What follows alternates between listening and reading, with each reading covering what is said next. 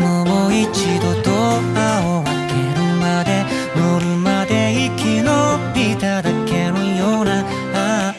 今日を読まない手紙みたいに重ねてまた部屋を出る明け方多分夢を見ていた思い出そうとはしなかった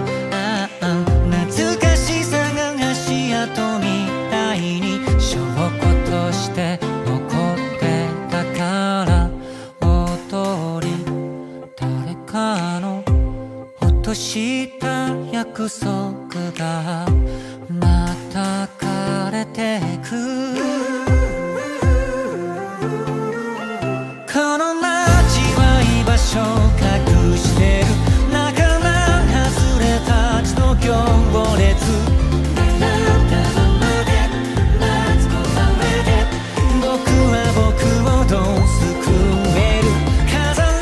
れた古い絵画のように秒針の止まった記憶の中何回も聞いた君の声がしまっていた言葉をまだ探してる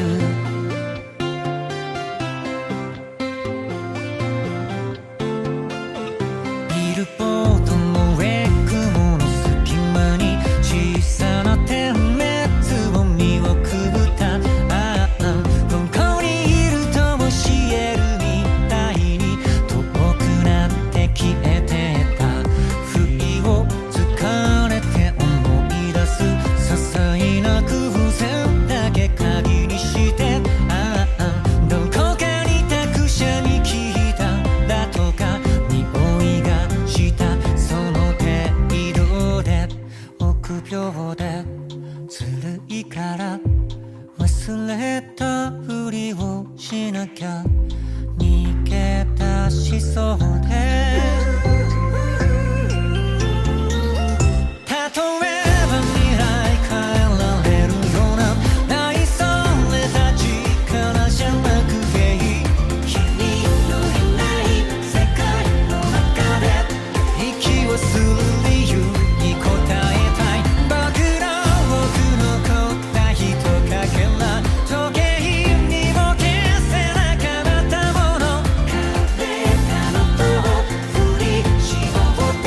いつか君に伝えたいことがあるだろ